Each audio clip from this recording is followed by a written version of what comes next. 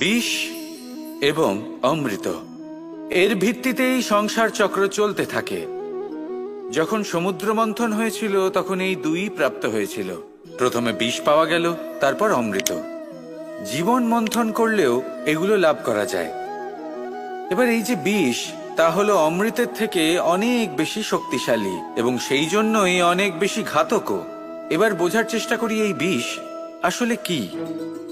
যে কোনো বস্তু বা কোনো ভাব যদি মাত্রার থেকে বেশি পরিমাণে আপনার কাছে থাকে, প্রয়োজনের থেকে বেশি আপনার কাছে থাকে, তাহলে সেটা আপনার কাছে বিষ সমান হতে পারে। তা সে ধন হোক, শক্তি হোক, সম্মান হোক, ইত্যাদি ইত্যাদি। যদি আপনার কাছে এমন কিছু থেকে থাকে যা মাত্রার থেকে বেশি পরিমাণে আপনার কাছে আছে, তাহলে তাকে ভাগ করতে শিখুন। যদি আপনি ভাগ করতে শিখে যান, তাহলে এই বিষই আপনার জন্য অমৃতে পরিণত হবে, আর তাদের কাছেও অমৃত সমান হয়ে উঠবে যাদের এই সাহায্যের প্রয়োজন। তাহলে ভাগ করে নিতে শিখুন আর আমার সাথে ভালোবেসে বলুন, রাধা রাধা। ঈর্ষা আমাদেরই মনে বসবাস করা আরো একটা শত্রু। তবে এই শত্রু কখনো কখনো আমাদের জন্য লাভদায়কও হতে পারে, কিন্তু যদি আমরা সতর্ক না থাকি তাহলে সেটা ততটাই ঘাতক হয়ে উঠতে পারে। যদি আপনার কোনো প্রতিদ্বন্দ্বী থেকে থাকে যে এগিয়ে চলেছে, তাকে দেখে আপনার মনে ঈর্ষা উৎপন্ন হয়, আর ঈর্ষাবশত আপনি নিরন্তর চেষ্টা করতে থাকেন, পরিশ্রম করতে থাকেন সামনে এগোনোর জন্য, তাহলে তার দ্বারা আপনার বিকাশই হবে। কিন্তু যদি আপনি নিজের বিরোধীকে শেষ করতে দেওয়ার জন্য অগ্রসর হন, তাকে বিনাশ করার জন্য অগ্রসর হন, তাহলে এই ঈর্ষা প্রথমে আপনার বিনাশ অবশ্যই করবে। একটা কথা আছে, এটা পশু প্রবৃত্তি, আপনি শুধুই নিজের বিকাশের কথা ভাববেন। তিনিই হলেন প্রকৃত মানুষ, যিনি অন্য মানুষের জন্য প্রাণও দিতে পারেন। এই ঈর্ষা যদি আপনাকে বিকাশের পথে নিয়ে যেতে পারে তাহলে খুবই ভালো। যদি আপনাকে অন্য কাউকে বিনাশ করে দেওয়ার পথে অগ্রসর করে, তাহলে তার থেকে দূরে থাকাই ভালো। যেমন ধরুন, আপনার কাছে একটা সূচ আছে, যার দ্বারা আপনি ছেঁড়া কাপড়ও সেলাই করতে পারবেন বা অন্য কারোর পাত্রে ছিদ্রও করে দিতে পারবেন। আপনি কি চাইবেন, নিজের বিকাশ নাকি অন্য কারোর বিনাশ? সিদ্ধান্ত আপনারই। আসুন আর আমার সাথে ভালোবেসে বলুন, রাধা রাধা। মানুষ বড়ই বিচিত্র প্রাণী। অধিক থেকে অধিকতর ধন লাভ করার চেষ্টায় নিজের শরীরকে নষ্ট করে ফেলেন, নিজের শক্তি হারিয়ে ফেলেন, নিজের সামর্থ্য হারিয়ে ফেলেন। আর যে ধন লাভ করেন সেটা কোথায় যায়? সেই শক্তি, সেই সামর্থ্যকে আবার ফিরে পাওয়ার জন্য। আর কিছু মানুষ জীবন এমনভাবে যাপন করেন যেন তা কখনোই শেষ হবে না, কিন্তু শেষ তো সবারই হবে। আর যখনই শেষটা কাছে চলে আসে, তখন মানুষ এটা বুঝতে পারেন যে সে জীবনকে উপভোগ করেননি। তার কারণটা কি? লালসা। এই লালসা জন্ম দেয় লোভকে, আর এই লোভ জন্ম দেয় আপনারই বিনাশকে। সেই জন্য আজ আপনার কাছে যা কিছু আছে, যেমনটা আছে, তার সাথে জীবন যাপন করুন, পূর্ণরূপে যাপন করুন। আপনার কাছে যতই ধন, শক্তি, মান থাকুক, তা সবার মধ্যে ভাগ করতে শিখুন। ভাগ করলে ভালোবাসা বাড়ে, আর এই ভালোবাসা দ্বারা জীবন আরো সুখময় হয়ে ওঠে। তাহলে আসুন আর আমার সাথে ভালোবেসে বলুন, রাধা রাধা। কামবোধ, এটাই আপনার অন্তরের প্রথম শত্রু। বেশিরভাগ মানুষই কামবোধ বলতে লালসা বোঝেন, কিন্তু এটা সম্পূর্ণ সত্য নয়। কামের আসল অর্থ হলো কামনা। এটা খুবই সহজ ব্যাপার। মনুষ্য শরীর থাকলে, মানুষের মন থাকলে এই কামনা অবশ্যই থাকবে। এবার এটাই দেখতে হবে যে এই কামনা নেতিবাচক কামনা নাকি ইতিবাচক কামনা। অন্য কারোর জিনিসে নজর দেওয়া, অন্য কোনো মানুষের উপর নজর দেওয়া, কোনো অনুচিত বস্তুর দিকে নজর দেওয়া, এ নেতিবাচক কামনা।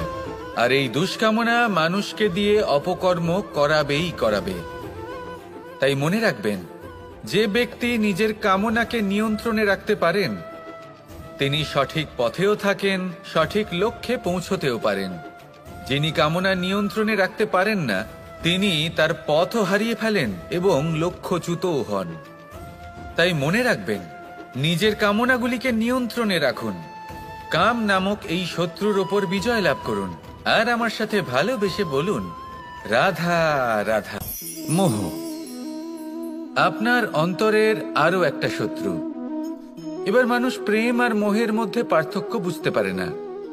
কিছু মানুষ ভাবে যে মোহর মধ্যে খারাপ কি আছে। যদি কোনো মানুষের তার বাবা মার প্রতি, তার সন্তানের প্রতি মোহ থাকে, তবে খারাপ কি আছে? খারাপ আছে, আর সেটা তাদের জন্য খারাপ হতে পারে যাদের প্রতি আপনার এই মোহ আছে। এবার মোহ আর প্রেমের মধ্যে পার্থক্য আপনাকে বোঝাচ্ছি। মোহ শুধুমাত্র পেতে চায়, সেখানে প্রেম শুধুমাত্র দিতে শেখায়। এই দুই পরিস্থিতিতেই আপনার হাত প্রসারিত থাকে। মোহের ক্ষেত্রে কোনো বস্তু বা কোনো ব্যক্তিকে লাভ করার জন্য, আর প্রেমে শুধুই প্রদান করার জন্য। মোহর বশে আপনার পায়ে বাঁধন পড়ে যেতে পারে। যদি মাতা পিতার তার সন্তানের প্রতি মোহ থাকে, তাহলে তারা তাদের সন্তানকে কখনো দুঃখে, চিন্তায়, যন্ত্রণায় দেখতেই পারবে না। সেই জন্য তারা সন্তানকে বেঁধে রাখতে চান একটা সুরক্ষিত ক্ষেত্রে, যেখান থেকে না তারা সংসারকে দেখতে পায়, না পরখ করতে পারে, না কিছু শিখতে পারে, না বিকট পরিস্থিতির সম্মুখীন হতে পারে। ঠিক যে কারণে তারা দুর্বল হয়ে পড়ে, অজ্ঞানী হয়ে ওঠে। তাদের বিকাশ সেখানেই স্তব্ধ হয়ে যায়, আর সেখানে প্রেম শুধুমাত্র বিকাশের পথে নিয়ে যায়। মা বাবা যদি সন্তানকে ভালোবাসেন, তাহলে তাকে ছেড়ে দেন যে যাও সংসারকে দেখো, পরখ করো আর শেখো। কিভাবে এর সাথে লড়াই করতে হবে সেটা নিজে শেখো। নিজের শক্তি নিজেই বাড়িয়ে তোলো, নিজের পথ চয়ন করো। সেই জন্য এই মোহর শিকল ভেঙে ফেলুন আর প্রেমকে আপন করে নিন। আর এই প্রেম দ্বারাই বলুন, রাধা রাধা।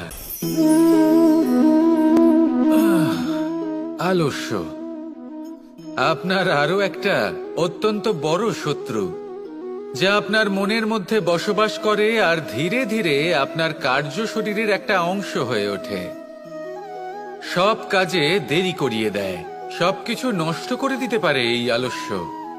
এই কাজ আজকে হলো না, কোনো ব্যাপার নয়, কালকে করে নেব। প্রকৃতি আমাদের এটা শেখায় না। ভেবে দেখুন, যদি সূর্য এটা ভাবে যে কাল উদিত হব না, কিছুদিন পরে উদয় হব, তাহলে কি হবে? সমগ্র পৃথিবীর বিনাশ হয়ে যাবে, ঠিক কি না? দেখুন, এই আলস্য নিয়ে খুব সুন্দর একটা কথা আছে, আলস্যস্য কুত বিদ্যা। অর্থাৎ যিনি অলস হয়ে বসে থাকেন তিনি বিদ্যা লাভ করেন না, জ্ঞান লাভ করেন না। আর জ্ঞান না থাকলে তিনি ধন অর্জন করতে পারেন না।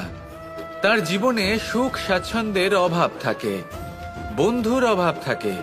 যেখানে সুখ স্বাচ্ছন্দ্য নেই, মিত্র নেই, আপনজন নেই, জ্ঞান নেই, সেখানে আনন্দ কিভাবে বাস করতে পারে? সেই জন্য কথায় আছে, যিনি কর্ম করেন তিনি এই সংসারে যে কোনো সুখ স্বাচ্ছন্দ্য ভোগ করতে পারেন। তাই কর্ম করুন, সময়কে সম্মান করুন, আর এই আলস্যের উপর বিজয় লাভ করুন। আর আমার সাথে ভালোবেসে বলুন, রাধা রাধা। লোভ আপনার অন্তরের আরো একটা শত্রু। দেখতে গেলে এটা একটা শব্দ, একটা সংস্কৃত শব্দ, লব ধাতু থেকে উৎপন্ন হয়েছে। এর অর্থ কিছু লাভ করা।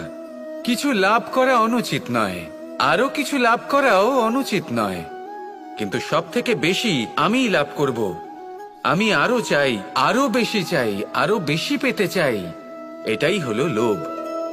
আর এই লোভ যখন গ্রাস করে, তখন আপনি যা পেতে চান, সে ধনই হোক বা মানই হোক, তা অর্জন করার জন্য মানুষ যে কোনো স্তরে পৌঁছে যেতে পারে। যদি মানুষ ধন অর্জন করতে চান, তাহলে তার জন্য তারা অধর্মের পথেও চলতে পারেন। যদি সম্মান অর্জন করতে চান, তাহলে অন্য মানুষকে ছোটও করতে পারেন। শেষ পর্যন্ত আপনার এটা মনে হতে পারে যে যদি একটু অল্পই প্রাপ্ত করতাম, কিন্তু ভালোবেসে প্রাপ্ত করতাম, এই জীবন আরো অনেক বেশি সুখী হতো। লোভ আপনার জীবনে, আপনার মনে কখন যে প্রবেশ করবে সেটা আপনি জানতেও পারবেন না। তাই এটা চিনতে শিখুন আর তৎক্ষণাৎ জীবন থেকে বাইরে ফেলে দিন। যা কিছু লাভ করতে চান তা ভালোবেসে লাভ করুন, আর সেই ভালোবাসার সাথেই বলুন রাধা রাধা। ক্রোধ আপনার অন্তরের আরো একটা শত্রু। এই ক্রোধ আসলে কি? আপনার মনের এক ভাবনা, যা আপনার মনেই উৎপন্ন হয়।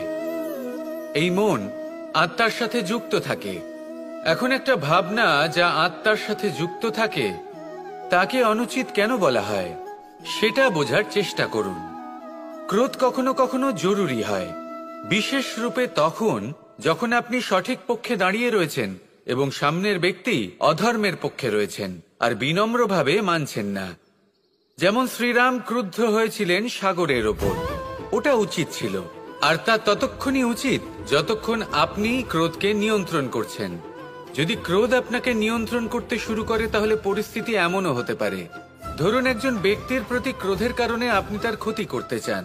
আপনি একটা কয়লা হাতে নিলেন আর সেই কয়লা সামনের ব্যক্তির ক্ষতি করার পূর্বে আপনার হাত জ্বালিয়ে দেবে।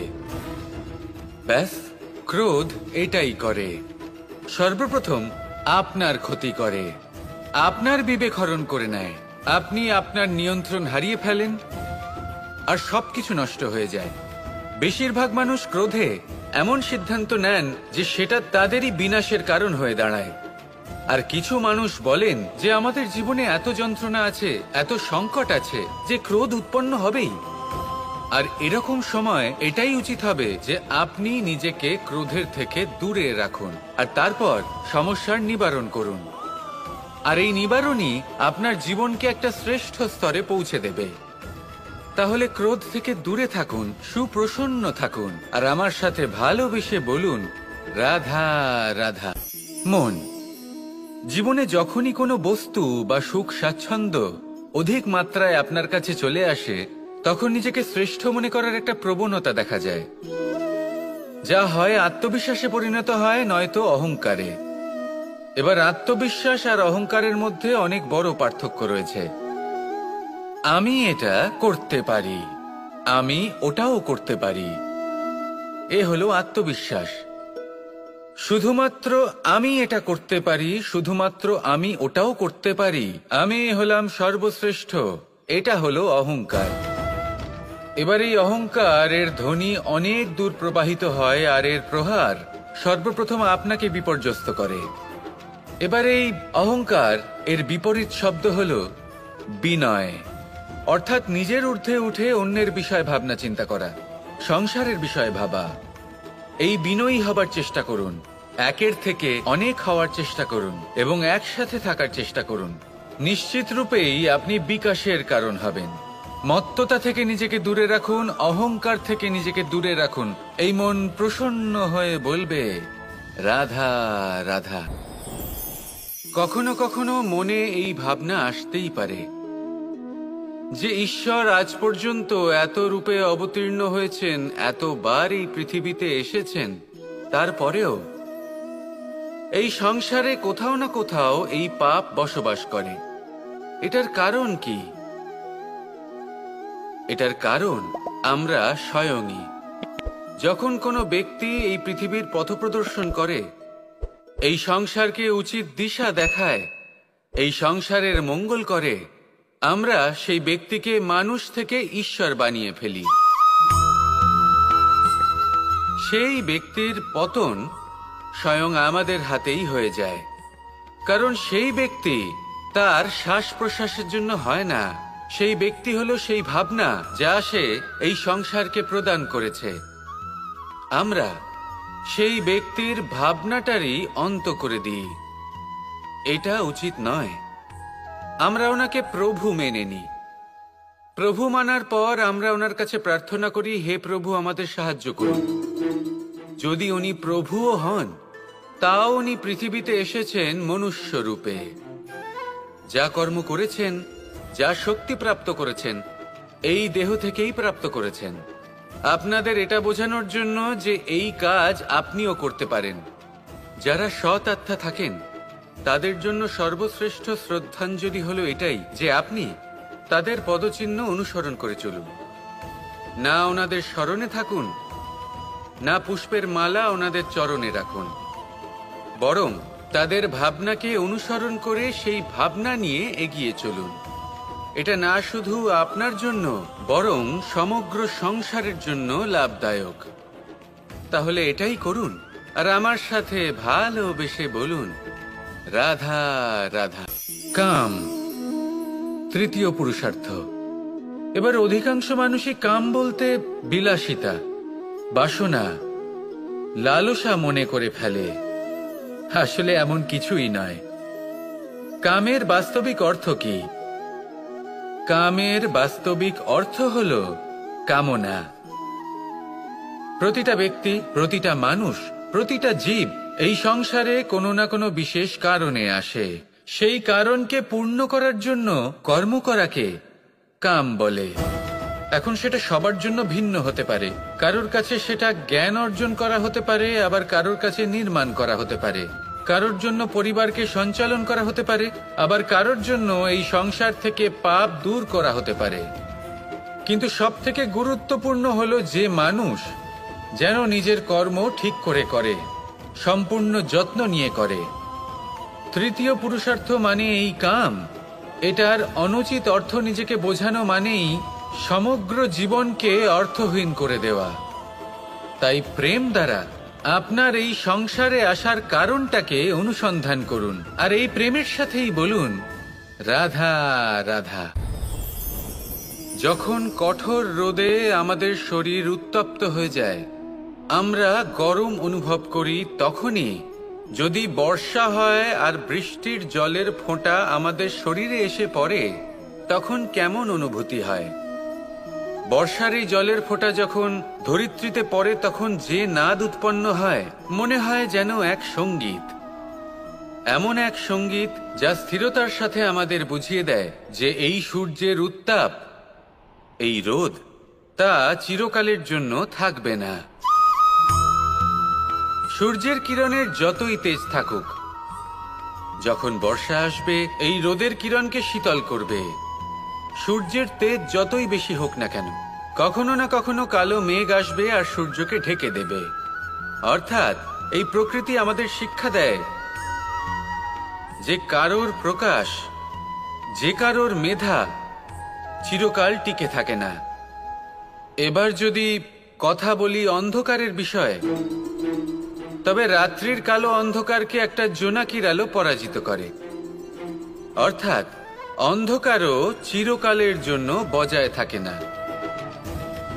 এটা কি আমরা বুঝলাম? তবে আপনাদের দুটো সহজ প্রশ্ন করব। জীবনে যখন কিছুই আপনাদের সাথে চিরকাল থাকবে না, তাহলে অহংকার কি নিয়ে? আর জীবনে যদি প্রত্যেক দুঃখ, বিপদ, সমস্যা একটা সময়ের পর আপনাকে ছেড়ে চলে যায়,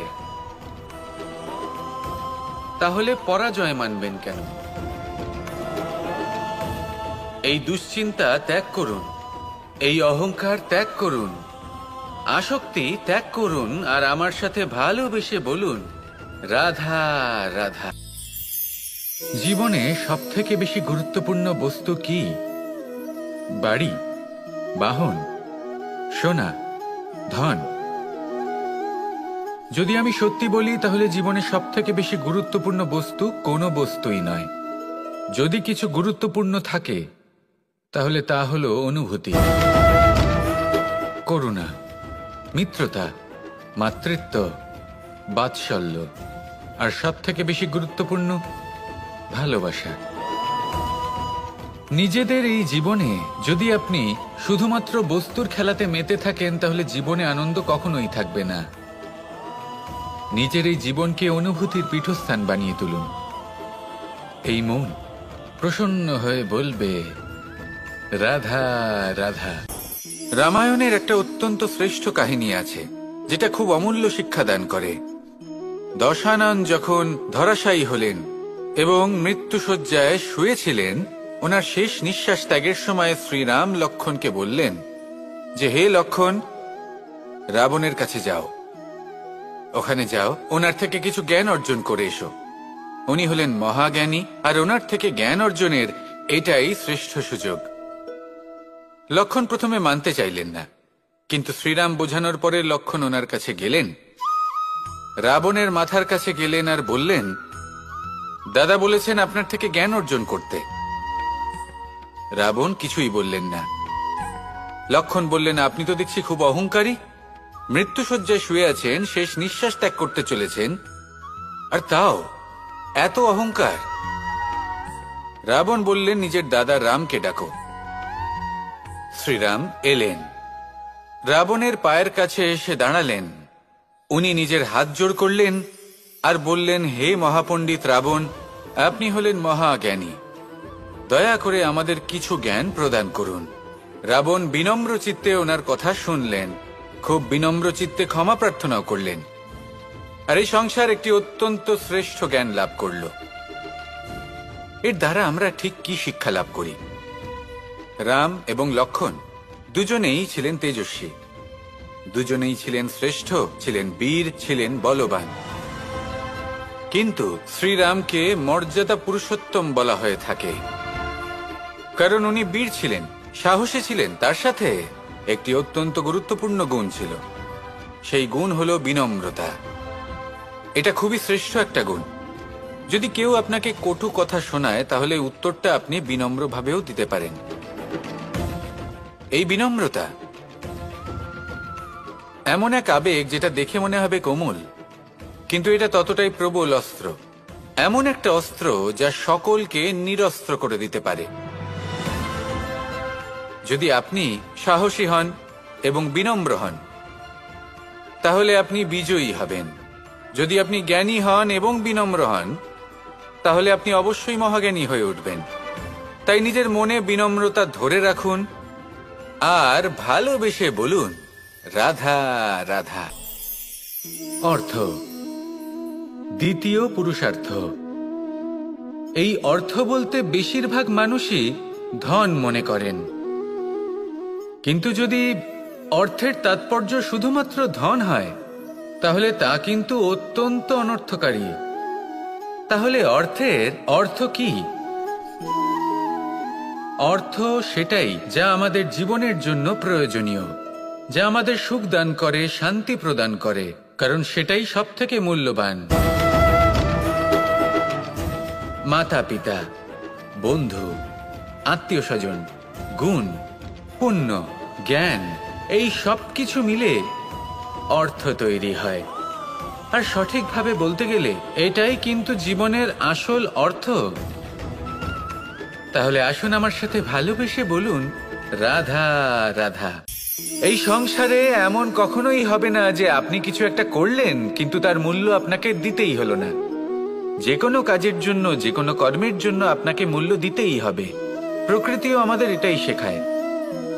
আকাশে দেখুন সূর্যকে, প্রত্যেকদিন আমাদের প্রকাশ প্রদান করেন। এনাকে সূর্য নারায়ণ বলা হয়। ইনি কি মূল্য প্রদান করেন?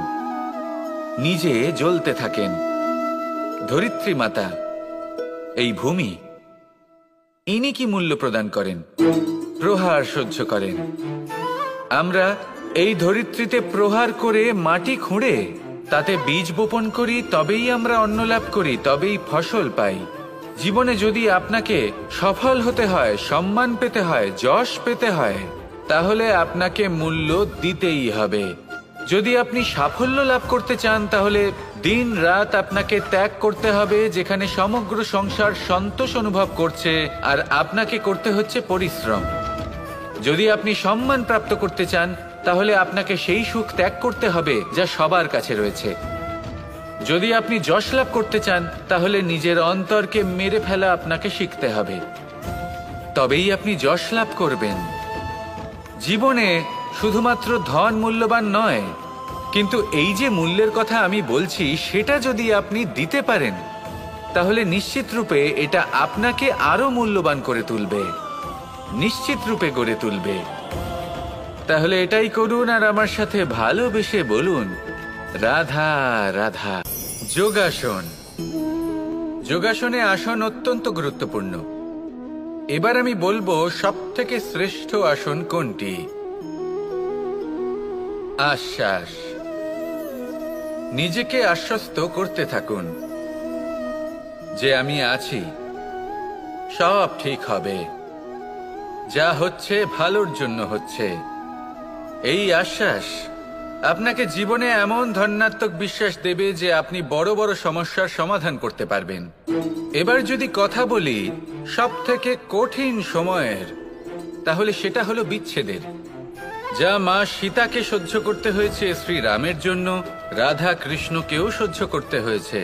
যে ব্যক্তি বিচ্ছেদের সময় সঠিক পথে চলে এসেছে, সে জীবনে অনেক শ্রেষ্ঠ স্থানে অবশ্যই পৌঁছতে পারবে।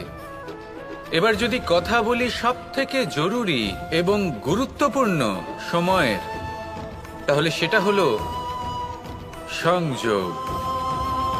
সকলকে সাহায্য করতে থাকুন। আপনি অন্যদের সাহায্য করে তাদের যত আনন্দ দিতে পারবেন, ততটাই আনন্দ আপনারও জীবনে অবশ্যই আসবে। আসুন আর আমার সাথে ভালোবেসে বলুন, রাধা রাধা। কোনো বাড়িতে, কোনো পরিবারে যখন কারোর জন্ম হয়, তখন তা কত সুখের মুহূর্ত হয়। সেই ছোট্ট সন্তান যখন কিছুটা বড় হয়, সে হাঁটার চেষ্টা করে, আর সেই প্রক্রিয়াতেও খুব বড় একটা শিক্ষা লুকিয়ে রয়েছে, ঠেলে দেওয়া। যখন আপনি হাঁটতে চান, সামনে এগোতে চান, তখন আপনি কি করেন? নিজের পায়ের তলার যে মাটি, তাকে আপনি পেছনে ঠেলে দেন। ব্যাস, এই একই জিনিস তো জীবনেও শিখতে হবে। এবার যদি আপনি জ্ঞানের পথে অগ্রসর হতে চান, তাহলে অজ্ঞানতাকে পেছনে সরিয়ে দিতে হবে। যদি আপনি প্রকাশের দিকে এগোতে চান, তাহলে অন্ধকারকে পেছনে সরিয়ে দিতে হবে। যদি আপনি ভবিষ্যতে সফল হতে চান, তাহলে অতীতের যে অসফলতাগুলিকে পেছনে সরিয়ে দিতে হবে। যে জল বইতে বইতে থেমে যায়, তাকে আমরা নালা বলে থাকি। তার থেকে দুর্গন্ধ বের হয়। কিন্তু যে জল বইতেই থাকে, তাকেই আমরা পবিত্র জল বলি। তাহলে আপনিও কর্ম করতে থাকুন, কখনো থামবেন না। আর আমার সাথে ভালোবেসে বলুন, রাধা রাধা। অগ্নি, চতুর্থ তত্ত্ব, সব থেকে বেশি গুরুত্বপূর্ণ, কিন্তু তার থেকেও বেশি ভয়াবহ। কখনো অগ্নিকে নিয়ন্ত্রিত রূপে উনুনে জ্বলতে দেখেছেন? এই অগ্নি আমাদের খাবার বানাতে সাহায্য করে, যা আমাদের শক্তি প্রদান করে। কিন্তু এই অগ্নি যখন বিচলিত হয়ে, অনিয়ন্ত্রিত হয়ে কোনো বনের আগুন হয়ে ওঠে, তখন মহা বিনাশ ঘটে যায়। আপনারই অন্তরের ঊর্জা হলো এই অগ্নি। এটা আপনার শক্তিও, আপনার ক্রোধ। একে ব্যবহার কিভাবে করবেন তা আপনারই হাতে। যদি কোনো ব্যক্তি নিজের অন্তরের এই ঊর্জাকে ব্যবহার করেন শক্তির রূপে, তাহলে সে বিকাশ ঘটাতে পারে, নির্মাণ ঘটাতে পারে। কিন্তু যদি কোনো ব্যক্তি তার অন্তরের ঊর্জাকে বিধ্বংসী অস্ত্র বানিয়ে ফেলেন, তাহলে নিশ্চিত রূপে মহা বিনাশ ঘটতে পারে, যাতে বিনাশ তারও অবশ্যই হবে। অনেক বছর পূর্বে এমনই এক আগুনের দ্বারা এই সুন্দর পৃথিবীর নির্মাণ হয়েছিল। আর অনেক বছর পূর্বে এমন এক আগুনেই সমস্ত জীব এবং সংসার বিলুপ্ত হয়ে গেছিল। এবার আপনি আপনার অন্তরের ঊর্জা দ্বারা বিনাশ ঘটাতে চান নাকি নির্মাণ ঘটাতে চান, সেই সিদ্ধান্ত আপনারই। আসুন আমার সাথে ভালোবেসে বলুন, রাধা রাধা। জীবনে যদি আপনি বন্ধু লাভ করতে চান, তাহলে আপনাকে অনেকগুলো কাজ করতে হবে। প্রথমে একজন যোগ্য পাত্র সন্ধান করতে হবে, তারপর তার সাথে সময় কাটাতে হবে, সুখ দুঃখে তার সাথে থাকতে হবে, তবে গিয়ে সে বন্ধু হবে। কিন্তু যদি আপনি শত্রু খুঁজতে চান, তাহলে কোথাও যাওয়ার দরকার নেই, কারণ আপনার সব থেকে বড় শত্রু আর কোথাও নেই, আপনারই মনের মধ্যে, আপনার চেতনায় রয়েছে। ক্রোধ, মোহ, লোভ, কাম, মদ, মাৎসর্য, এ এমন 6 সব থেকে বড় শত্রু, যা আপনার আগামী 7 জন্ম নষ্ট করে দিতে পারে, যদি আপনি এদের না সামলাতে পারেন। এবার এদের সাথে যদি যুদ্ধ করতে হয়, তাহলে একটা মহাভারতের মতো দেখুন, যেখানে অর্জুনও আপনি আর কৃষ্ণ সেই আপনি। কারণ এই যুদ্ধ আর অন্য কারোর সাথে নয়, বরং নিজের সাথে। এগুলো অন্তর মনের যুদ্ধ, আর এটা জয় করা যেতে পারে নিয়ন্ত্রণ এবং অনবরত চেষ্টার দ্বারা। তাই এটাই করুন, এই 6 শত্রুকে পরাজিত করুন এবং আমার সাথে ভালোবেসে বলুন, রাধা রাধা। পুরুষার্থ। শাস্ত্রে 4 ধরনের পুরুষার্থের কথা বলা হয়েছে। প্রথম হলো ধর্ম। আপনি কি জানেন এই ধর্ম আসলে কি? আপনার কি মনে হয় ধর্ম আসলে কি? কোনো বিশেষ ঈশ্বরকে মানাই কি ধর্ম বলা হয়? নাকি কোনো বিশেষ রীতি পালন করাই হলো ধর্ম? নাকি কোনো বিশেষ সাহিত্যকে সর্বশ্রেষ্ঠ মনে করাই হলো ধর্ম? না, ধর্ম হলো সেটা যাকে ধারণ করা যেতে পারে। আর ধারণ শুধু সেটাই করা যায় যা পবিত্র। পবিত্র শুধু তাকেই বলা হয় যা নিঃস্বার্থ, যার মধ্যে শাসন করার কোনো ইচ্ছে নেই, যা সরলভাবেই প্রবাহমান, জল এবং বায়ুর মতো। যখন কোনো ব্যক্তি ধর্মকে ধারণ করেন এবং সেই ধর্ম সেই ব্যক্তিকে রক্ষা করে, তখন তাকে ধর্ম বলা হয়। ধর্ম যা রক্ষা করে অহংকার থেকে, খারাপ চিন্তার হাত থেকে। সেই জন্য পুরুষার্থ গড়ে তোলার আগে, ধর্ম পালন করার আগে ধর্মের প্রকৃত অর্থ কি সেটা বুঝে নিন। এটা জেনে রাখুন যে সমস্ত ধর্মের আধার, সমস্ত ধর্মের ভিত শুধুমাত্র ভালোবাসা। আসুন আর এই ভালোবাসার সাথেই বলুন, রাধা রাধা। বেশিরভাগ মানুষই এই কথা জানেন যে আমাদের শরীর 5টি তত্ত্ব দ্বারা নির্মিত, যাকে আমরা পঞ্চতত্ত্ব বলি। জল, অগ্নি, বায়ু, ধরিত্রী এবং আকাশ। এবার এই কথা আমরা সকলে জানি, কিন্তু এগুলোর সাথে কিছু গুণ জড়িয়ে রয়েছে যেগুলো আমরা দেখতে পাই না। যদি এই গুণগুলি আমরা আত্মসাৎ করতে শিখে যাই, তাহলে সাক্ষাৎ পরমেশ্বরের দর্শন আমরা পেতে পারি। যদি কথা বলি প্রথম তত্ত্বের, জলের কথা, জল যা প্রত্যেক জ্বলনকে শীতলতা প্রদান করে। এই জলকে দেখুন, যা শুধু প্রবাহিত হতে জানে, থামতে জানে না। জল পাথরের সাথে সংঘর্ষ করতে জানে, যার পথে অনেক বাধা আসে, কিন্তু সে প্রবাহিত হতে থাকে। নিরাকার হলো এই জল, যে কোনো পাত্রেই রাখুন না কেন তার আকার ধারণ করে নেবে। এটাই হলো এর বিশেষত্ব এবং এটাই হলো আমাদের শিক্ষা। কিভাবে প্রবাহমান থাকতে হবে, কিভাবে আমাদের থামলে চলবে না, তাতে আমাদের পথের মধ্যে যতই যেরকমই সমস্যা আসুক না কেন, আমাদের এই জলের মতোই নিরাকার হয়ে যে কোনো পরিস্থিতিতেই প্রবাহমান থাকতে হবে। এই শিক্ষাই জলের থেকে লাভ করুন আর আমার সাথে ভালোবেসে বলুন, রাধা রাধা। জীবনে যখন কোনো ব্যক্তি নিজের লক্ষ্য প্রাপ্তির জন্য নিরন্তর পরিশ্রম করতে থাকেন, চেষ্টা করতে থাকেন, তখন তিনি কষ্ট অনুভব করেন। কখনো শারীরিক কষ্ট, কখনো মানসিক কষ্ট। এবার উনি এটা ভাবতে থাকেন যে আমি কি উচিত করছি নাকি অনুচিত করছি। কারণ অন্যদিকে এমন একজন ব্যক্তিও আছেন যিনি একদমই পরিশ্রম চেষ্টা করছেন না। তিনি মদিরা পান করেন, বিলাসিতায় জীবন কাটান, অলস প্রকৃতির হয়ে ওঠেন, নিদ্রাতে বিলীন হয়ে থাকেন আর ভাবেন যে তিনি সুখ লাভ করছেন। কিন্তু এরকম কেন হয়? কারণ যখন আমরা সৎ পথে থাকি, উচিত পথে চলি, লক্ষ্য প্রাপ্ত করার জন্য চেষ্টা করতে থাকি, তখন আমাদের ভেতরে থাকা নেতিবাচক শক্তি এবং পাপ এই দেহকে ত্যাগ করে দেয়। আর এই অনুভূতিটাই আমাদের দুঃখের অনুভূতি দেয়, কষ্ট দেয়। এবার সেখানে যদি আমরা কুপথে চলি, অনুচিত পথে চলতে থাকি, তাহলে আমাদের ভেতরে থাকা পুণ্য এবং ধনাত্মক শক্তি আমাদের দেহ ত্যাগ করে দেয়। আর এই অনুভূতির কারণেই আমরা সুখ অনুভব করি। কিন্তু কখনো ভাববেন যে এই সুখ বেশি সময় পর্যন্ত থাকে না।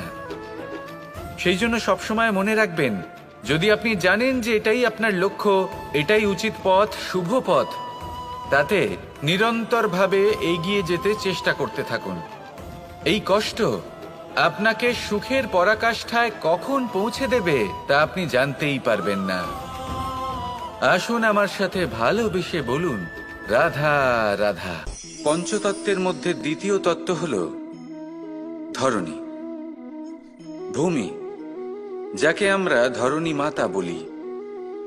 এই ধরণী ধৈর্য ধারণ করে, আর এর ওপরেই আমাদের সমগ্র সংসার নির্ভরশীল। কারণ এই ভূমি সহ্য ক্ষমতা রাখে, এর সহ্য ক্ষমতা হলো অপরিসীম।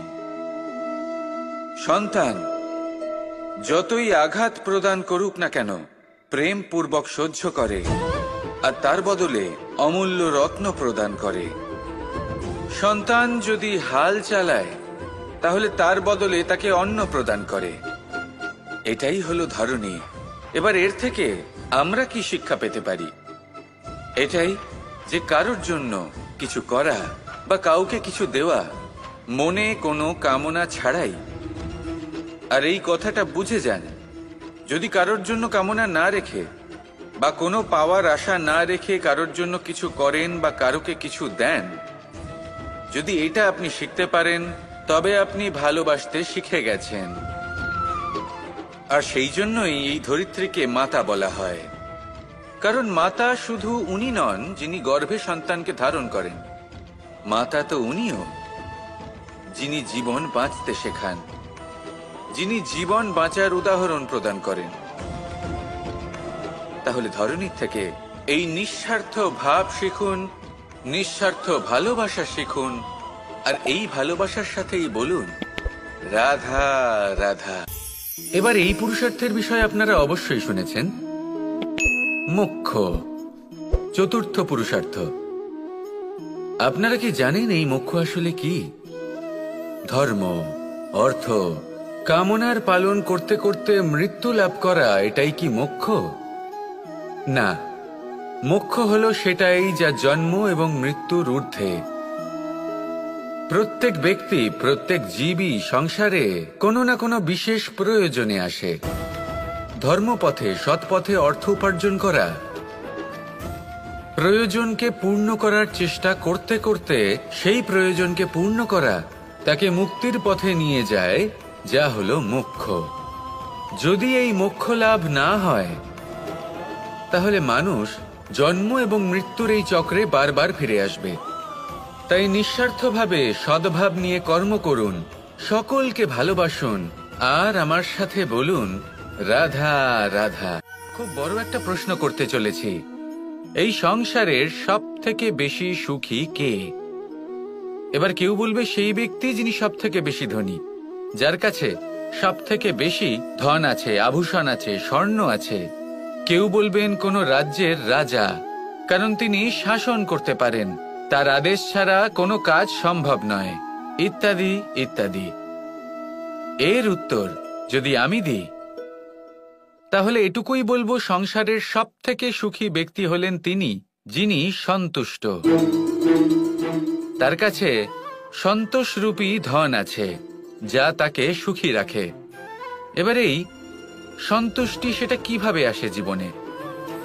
এটা আসে ধৈর্যের কারণে। ধৈর্যের এই অনুভূতি অত্যন্ত শক্তিশালী। এই ধৈর্যই কিন্তু আমাদের ধরিত্রীকে ধরিত্রী মাতা করে তোলে। কারণ ধরিত্রী মাতা ধারণ করেন, সহ্য করেন, ধৈর্য ধরেন এবং নিজের কর্ম করতে থাকেন। সেটা ধৈর্যই ছিল মাতা সীতার মধ্যে, যা রাবণের অন্ত করে দিল। এই ধৈর্যের কারণেই নারায়ণ কুর্ম অবতার ধারণ করেছিলেন, বড় একটা পর্বতকে পৃষ্ঠে ধারণ করেছিলেন এবং সমুদ্র মন্থনকে সম্ভব করেছিলেন। সেই জন্য সর্বপ্রথম মনের মধ্যে ধৈর্যকে নিয়ে আসুন। এই ধৈর্যই আপনাকে সন্তুষ্টির পথে নিয়ে যাবে, আর এই সন্তুষ্টি আপনাকে লোভ, মোহ এবং লালসার পথ থেকে দূরে নিয়ে সুখের পথে নিয়ে যাবে। আর তখন এই মন প্রসন্ন হয়ে বলবে, রাধা রাধা। পঞ্চম তত্ত্ব, আকাশ, নব, ব্যোম। আসলে কোনো ভ্রম নাকি সত্য? ভ্রম তো হতে পারে না, কারণ ভ্রমের মধ্যে কেউ বাঁচতেই পারে না। আর যদি সত্য হয় তাহলে এতটাই বিশাল যে আমাদের চোখের থেকে, আমাদের ইন্দ্রিয়ের থেকে, আমাদের মস্তিষ্কের থেকে, আমাদের চিন্তা ভাবনার থেকেও অনেক ঊর্ধ্বে, যাকে আমরা বুঝতেই পারি না। এটা যতটাই বিশাল আকার ঠিক ততটাই সরল। এই আকাশ যতই অন্ধকারাচ্ছন্ন ততটাই আলোর প্রকাশ প্রদান করে থাকে। দেখতে গেলে এ হলো জীবনের সঞ্চালক, কিন্তু যদি ক্রুদ্ধ হয়ে যায় তাহলে প্রাণ কেড়ে নিতেও দ্বিধাবোধ করে না।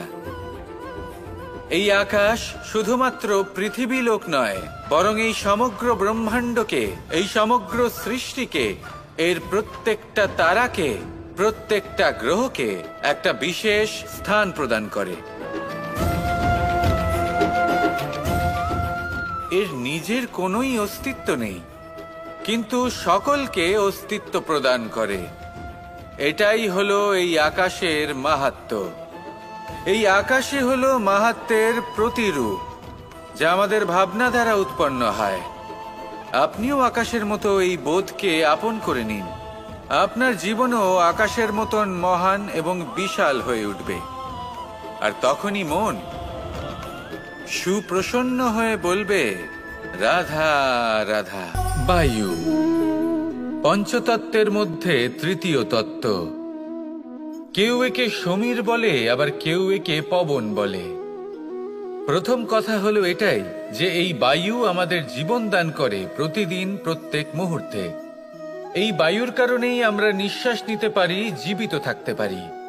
এই বায়ুই হলো সেই যা সকল মেঘেদের একত্রিত করে একটি স্থানে আর বর্ষা ঘটায়। আর এই বর্ষার কারণেই এই ধরিত্রীতে অন্ন উৎপন্ন হয়। এই বায়ুকে দেখুন, কখনো এতটা সৌম্য যে আপনার কোনোই তফাৎ বোধ হয় না, আর কখনো কখনো এমন রূপ ধারণ করে ফেলে যে অনেক বড় বড় পর্বতের আকার পর্যন্ত বদলে ফেলে। এটাই হলো বায়ুর বিশেষত্ব। বায়ু শেখায় যে সময়ের সাথে সাথে বইতে থাকো, সকলকে জীবন দান করো, সকলকে সাহায্য করো, কিন্তু যখন বিপদ সামনে আসবে তখন দৃঢ় হয়ে সম্মুখীন হও। বাধা অনুযায়ী নিজেকে গড়ে নিতে হবে। আর কখন কতটা কঠোর হতে হবে আর কখন কতটা সৌম্য হতে হবে, এটা বায়ুকে দেখে শিখুন। আর আমার সাথে ভালোবেসে বলুন, রাধা রাধা। এই সংসারের সব থেকে বড় যুদ্ধ কোনটা? দেব-অসুরের যুদ্ধ, যা অনেক বছর ধরে চলেছিল, নাকি রাম রাবণের যুদ্ধ, নাকি মহাভারত?